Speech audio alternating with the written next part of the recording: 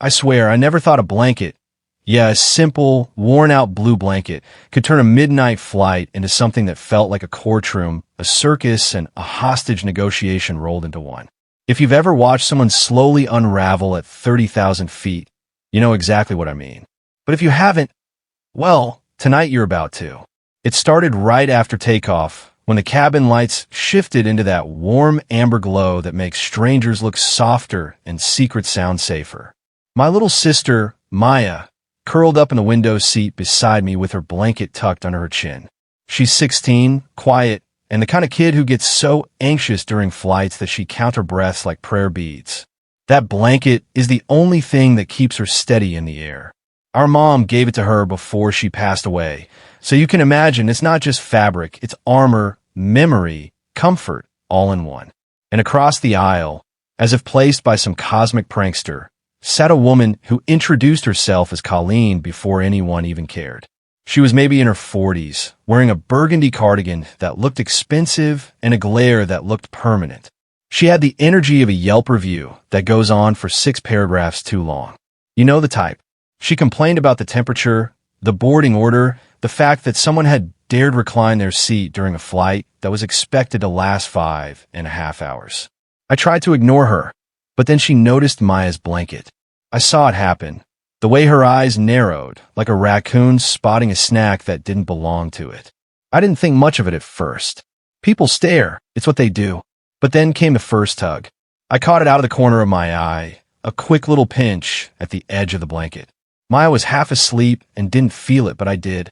I turned and looked right at Colleen, eyebrows raised. She froze for half a second before smiling in that way that doesn't reach the eyes. "Oh," she whispered. "I thought it was one of those complimentary airline blankets." "It's not," I whisper back. "It's hers." A normal person would have apologized, maybe laughed it off. But this woman, she rolled her eyes like I just told her she couldn't rename the moon after herself. I thought it would stop there, but of course it didn't. People like her don't stop at the first boundary. They treat it like a speed bump. A few minutes later, the plane dipped slightly through a patch of turbulence. Nothing serious, just enough to nudge Maya awake. She blinked, groggy and nervous, and pulled the blanket closer. Colleen watched the entire movement like a chess player watching a pawn cross a line she didn't approve of. "I'm freezing," she announced loudly to no one in particular. "This airline is basically neglecting its passengers. Ridiculous. I deserve a blanket." Now, maybe she really was cold, but there are 3 things I will never negotiate with a stranger: my dignity, my food, and my sister's blanket. Then came the second grab. Not hesitant this time, but bold, fingers stretching over the aisle like she was reaching for a lifeline. "Ma'am," I snapped quietly, blocking her hand mid-air. "Do not touch her blanket." Colleen recoiled with theatrically offended disgust, like I'd asked her to lick the floor. "I'm trying to survive a freezing cabin," she hissed. "She clearly doesn't need the whole thing. She can share. She doesn't share that blanket. I told her. Ever."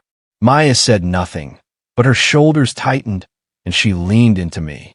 I could feel her breathing quicken, that kind of quiet panic people get when the world suddenly feels too close, too loud.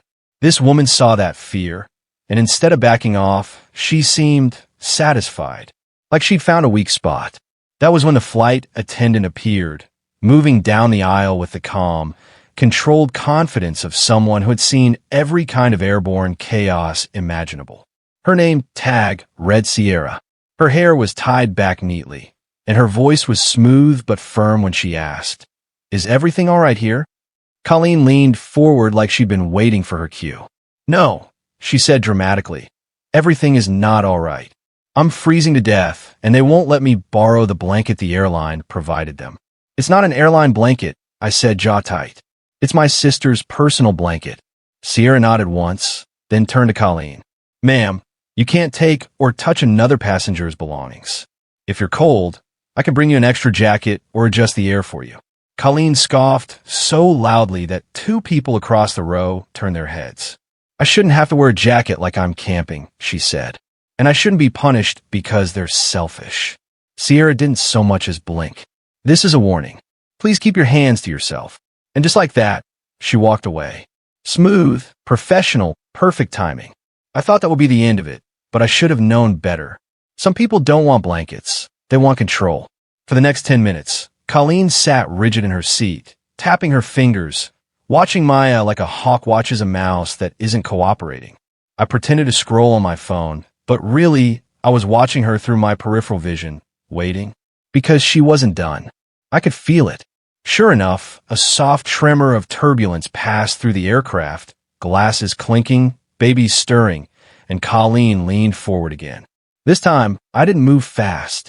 I let her see me see her, my eyes locked on hers before she even touched the fabric. She hesitated, but just for a moment, and then her fingertips brushed the blanket. Maya jerked back, whispering, "Stop touching me." "Oh, sweetheart," Colleen cooed in a voice that made my skin crawl. "You're too sensitive. It's just a blanket. Just a blanket." If only she knew. Before I could say another word, Colleen slammed her hand on the overhead call button. Once. Twice. 3 short, frantic bursts.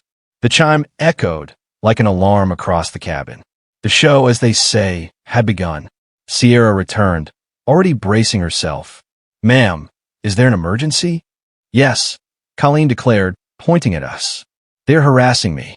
They're refusing to return airline property, and the boy shoved me when I tried to get it back."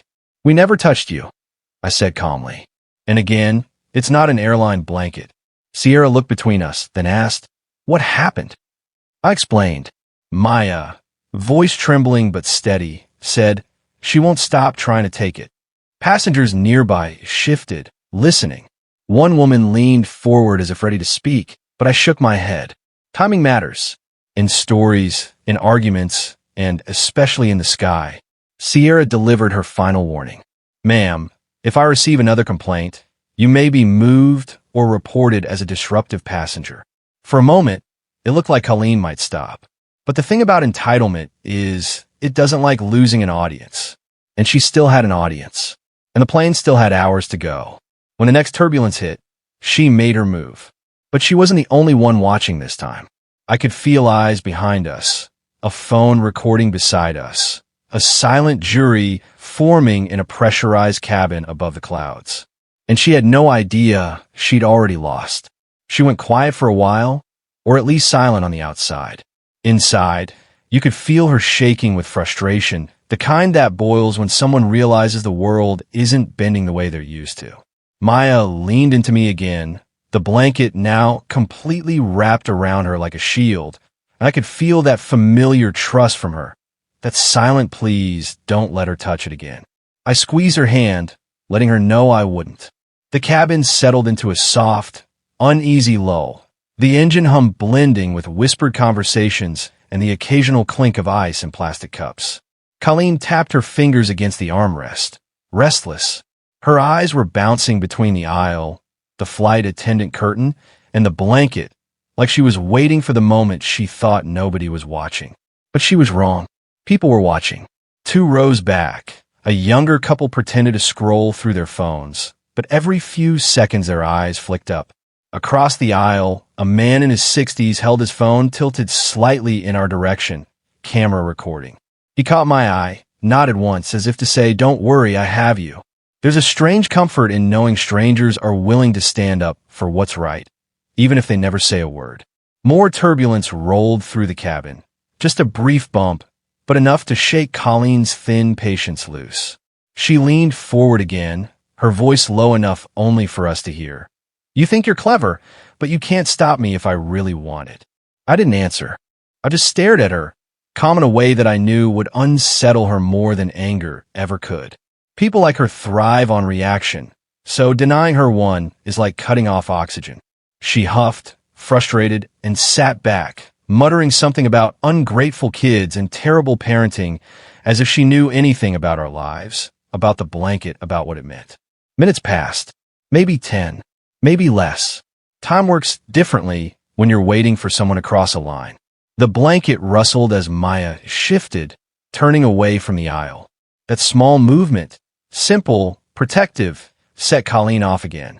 She lunged once more, quick and thoughtless, her hand reaching over the aisle toward Maya's lap. But this time, she wasn't the only one moving. Someone behind us gasped loudly. A call button chimed again. Then another.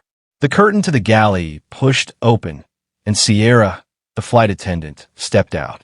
Her eyes scanned the aisle like she had a sixth sense for trouble, and she saw everything she needed to see in a single glance. "Ma'am," she said, voice sharpened into a tone that cut through the air, "I need you to remove your hand and sit back immediately." Colleen snatched her hand away, face flushing red with a mix of embarrassment and rage. "They're lying about me," she blurted out. "They're all trying to make me look bad." This time, the man across the aisle spoke up, not loudly, but with the kind of steady authority that leaves no room for argument. "We watched you try to take that blanket multiple times. I recorded the last 2 attempts." The young woman behind us raised her hand. "Same here. If the crew needs it, I'll share the footage." Colleen's head snapped around, eyes wide. "You can't record me without permission. That's illegal." Sierra stayed calm. "It is not illegal for passengers to document behavior that could threaten comfort or safety on a flight. And your behavior has been repeatedly disruptive." Colleen opened her mouth again, but no words came out. Her face twisted with panic, and she crossed her arms like a child who realized recess was officially over. Then Sierra lowered her voice, firm and absolute. "The captain has been notified. You are being documented as a disruptive passenger. If this behavior continues, you will be met by airport security upon landing." The word security changed everything. For a moment, I saw something behind Colleen's eyes, something underneath all the entitlement and defiance. Not guilt, just fear of consequences she had never expected to face for something she believed she had every right to do. And then, in a final spark of stubbornness, she made a choice that sealed everything. The plane jolted, another patch of turbulence, and she reached again, suddenly, wildly, practically diving toward Maya's blanket like she was being pulled by some instinct she couldn't shut off. This time, she lost her balance completely and stumbled halfway into our row. I caught her wrist before she could make contact. Not rough, just firm enough to stop her fall and protect Maya.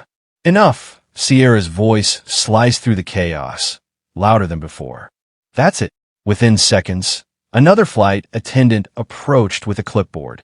They had begun the formal process, an in-flight misconduct report. Colleen sputtered through excuses, but nobody was listening anymore. She was escorted to an empty seat near the front of the plane, away from everyone. No one made eye contact with her as she walked.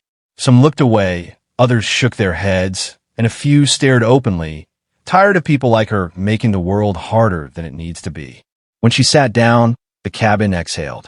I swear I felt it, like a pressure release after a storm. Maya leaned her head on my shoulder, still clutching her blanket, her voice barely above a whisper. Why would someone do that? I didn't have a perfect answer. I just told her, some people see something that brings someone else peace, and they want to control it. They don't understand it, so they try to take it. She nodded, and after a moment, she closed her eyes again. Not fully asleep this time, just resting in the safety of the space we reclaimed. The rest of the flight was quiet. Colleen stayed in her new seat, rigid and silent.